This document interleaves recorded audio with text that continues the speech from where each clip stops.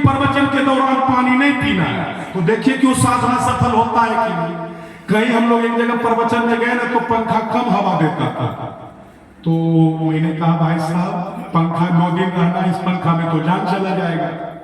तो उन्होंने कहा कन्हैया जी दरअसल हम लोग ये तय कर लिए हैं, सोच लिए कि नहीं पंखा ही जितना हवा देता उतने में ठंड लग जाएगा, तो हम लोगों को ठंड लग जाता है, और आप ये तय ही नहीं कर पा रहे हैं, इसीलिए आपको ये कम लगता है।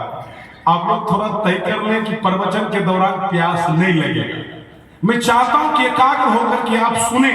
तो मैं निवेदन कर रहा था कि सज्जनों, ठाकुर की सेवा और माँ बाप की सेवा हमें अपने हाथों से करनी होगी। आपको पता है एक गांव में एक बुजुर्ग आदमी मर गए बेचारा, तो मर गए तो स्वर्ग गए।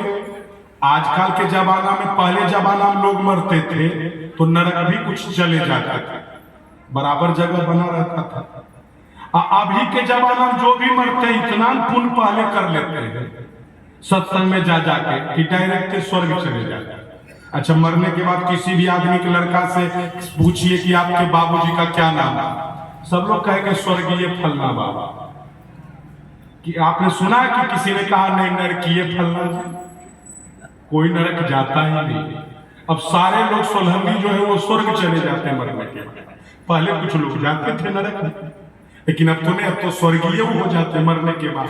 नरकीय कोई लिखता ही नहीं, क्योंकि बाप तो बेटा को पता है कितना पुण्य किए होंगे। तो एक गांव में एक बुजुर्ग आदमी मर गया बेचारा, तो मर गया तो 2 लड़का था, तो दोनों लड़का सोचा बाबूजी तो चले गए, तो जब बाबूजी जी चले गए तो संपत्ति का भी बंटवारा हो जाना चाहिए।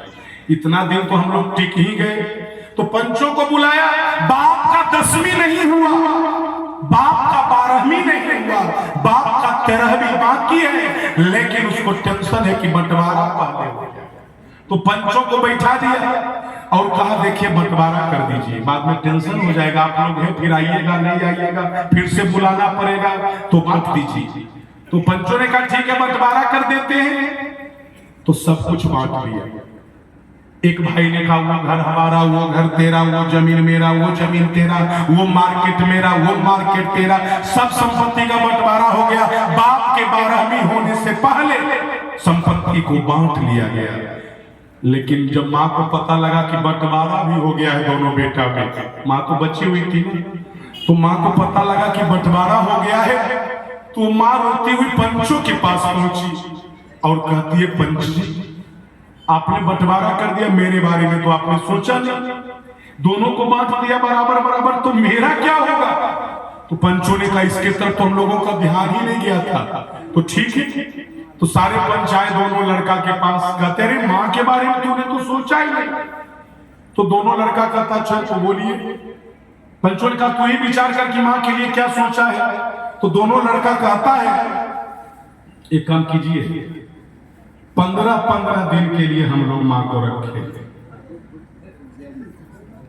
15 दिन।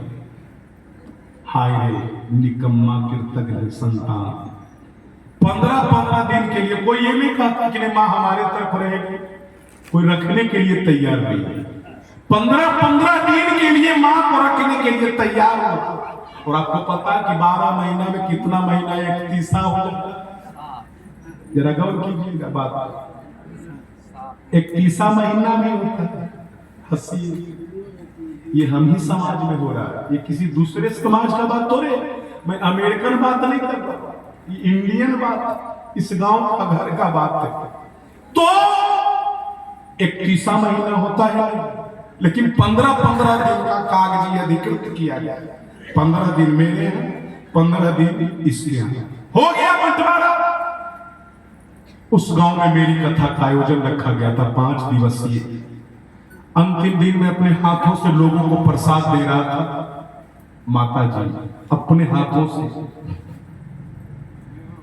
आप लोगों को सास बहू में पटता है ना, नहीं पटता तो कभी कभी लड़ लिया कीजिए, मन हल्का हो जाए। नहीं जो लड़ते हैं तो लड़ने में कोई दिक्कत नहीं, लड़िए, लेकिन मानिए कि ये मेरी सास है,